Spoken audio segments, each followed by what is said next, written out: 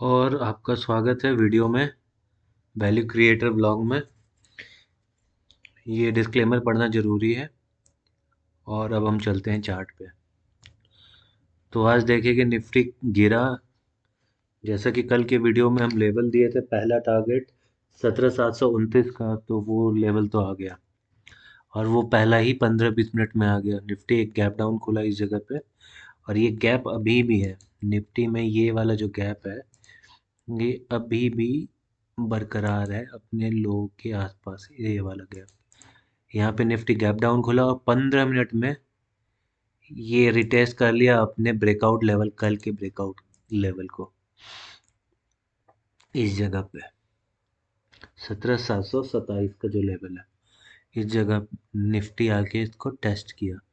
जैसा कि कल बोल रहे थे कि बियरिश डे होना चाहिए, चार्ट स्ट्रक्चर देखे तो आज बियरिश डे था। पहला 15 मिनट में ही ये अपना काम कर दिया। उसके बाद सारा दिन निफ्टी एक रेंज में रहा। हालांकि ये रेंज जो था वो, अगर देखा जाए तो बुल्स बिल्कुल भी नहीं थे, ना के बराबर। एक बार दो बार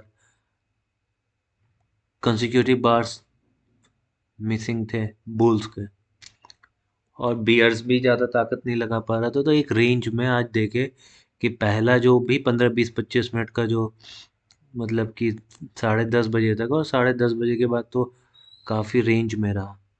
और ये range as big as, mainly हम यहाँ से रेंज 17,784 से लेके ये वाला जो रेंज है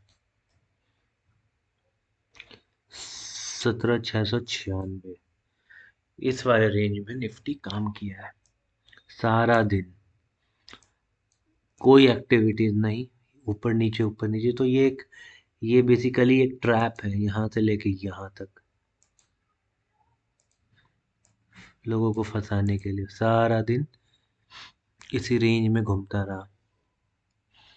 अगर हम फिबोनाची लेवल देखें निफ्टी का, कि फिबोनाची लेवल क्या था, क्या ये अपने 50% को रिट्रेस किया था, तो हाँ, एग्जैक्टली 50% को रिट्रेस किया था। तो मुझे लगता है कि इसमें थोड़ा और बियरिश ट्रेंड हम लोगों को देखने को मिलेगा। और मोस्ट प्रोबेबली अगर इस वाले ट्रेंड लाइन को ब्रेक करता है, इस वाले ट्रेंड लाइन को ब्रेक अगर करता है, तो हम लोगों का पहला टारगेट 17,697, 17,697 होगा। और उसके बाद सेकेंड टारगेट जो है, मेरे हिसाब से हम लोग 17,587 को एक बार देखेंगे। 17,587 को एक बार हम लोग देखेंगे दोबारा। और ये वाला ट्रेंड लाइन क्या किया निफ्टी इस वाले ट्रेंड लाइन के साथ, हम्म, कल भी ज़्यादा बुलिश हम है नहीं।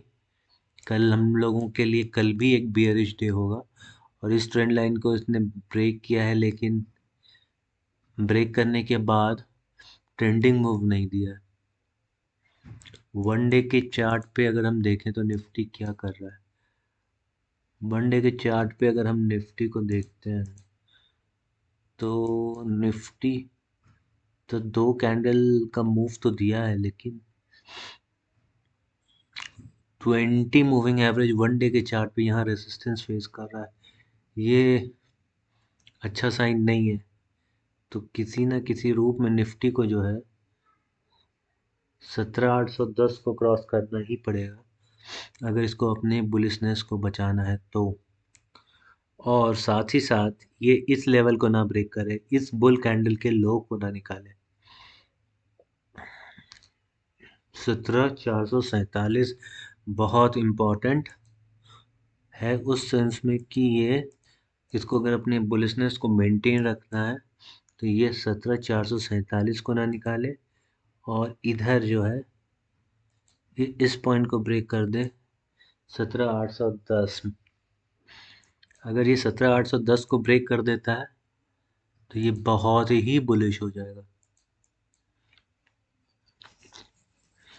17,810 को।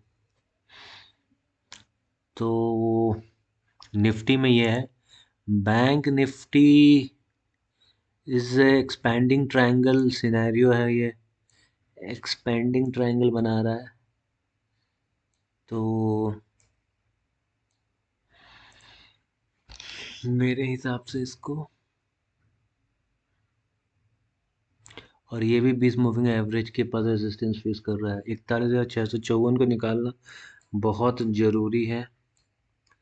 अगर और इसको बुलिशनेस मेंटेन करने के लिए 39,769 को प्रिजर्व करना पड़ेगा।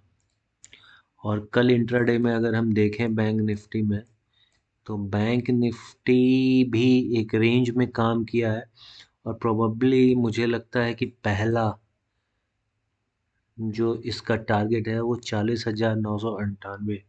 ये भी कल थोड़ा बेयरिश लग रहा है, हालांकि इसका इसका मेजर्ड मूव टारगेट बचा हुआ है, लेकिन ये अभी भी बुलिश ही है अनटिल अनलेस ये क्लोजिंग दे दे 40,607 के नीचे, ये तब तक बुलिश है। इस 40, ये तब तक बुलिश है 40,615 के नीचे नीचे, तब तक ये बुलिश है। इस वाले दिन के बाद हम लोगों को कल एक ट्रेंडिंग डे मिलना चाहिए। वो भी पहला, हो सकता है कि कल एक गैप डाउन भी मिले। तो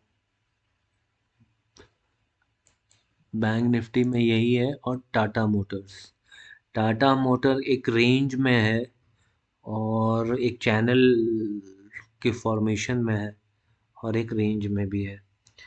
तो टाटा मोटर इस गैप को शायद भर सकता है, लेकिन 427, लेकिन ये अभी बहुत बुलिश है टाटा मोटर अपने।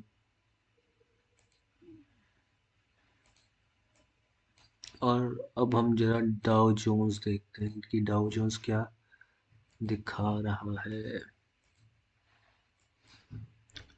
डाउ जोन्स जो है वो काफ़ी इम्पोर्टेंट लेवल पे है। मुझे तो डाउ जोन्स में बहुत बुलिश नज़र आ रहा है। डाउ जोन्स बुलिश क्यों है? एक तो डाउ जोन्स ने ये बियरिश ट्रेंड लाइन को ब्रेक कर दिया, सबसे इम्पोर्टेंट चीज़। ये जो बियरिश ट्रेंड लाइन है, डाउ जोन्स ने इसको क्लियर कट ब्रेक किया, और ना ही सिर्फ ब्रेक किया है, वहाँ पे उसको रिटेस्ट करके एक रेंज में है। सबसे पहला चीज़ तो ये।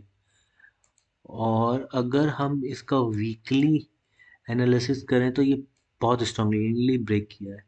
दूसरा चीज़ है कि ये जो एक मेजर स्विंग हाई है 34,190 को, इसको इसके भी सिग्निफिकेंटली ऊपर क्लोजिंग दिया है।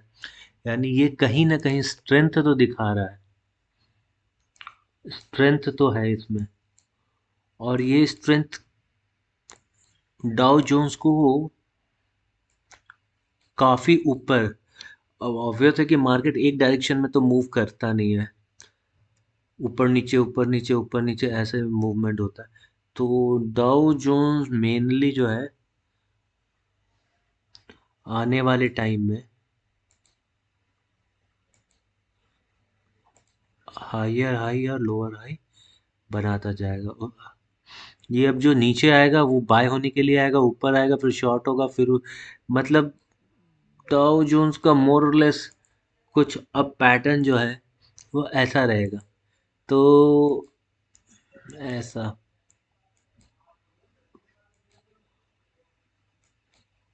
मोस्ट प्रोबेबली इस तरीके के पैटर्न में डाउ जोन्स काम करेगा, ऐसा अभी लग रहा है। फर्दर करेक्शन आने के पहले, तो अभी करेक्शन आने में बहुत टाइम है। करेक्शन तो क्या ही आएगा, मतलब डाउ जोन्स इसी हिसाब से फंक्शन करेगा, ऐसे करके मूव करेगा चैनल में।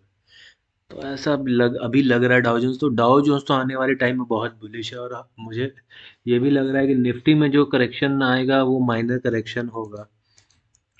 हम लोग फर्दर ऊपर ही मूव करेंगे।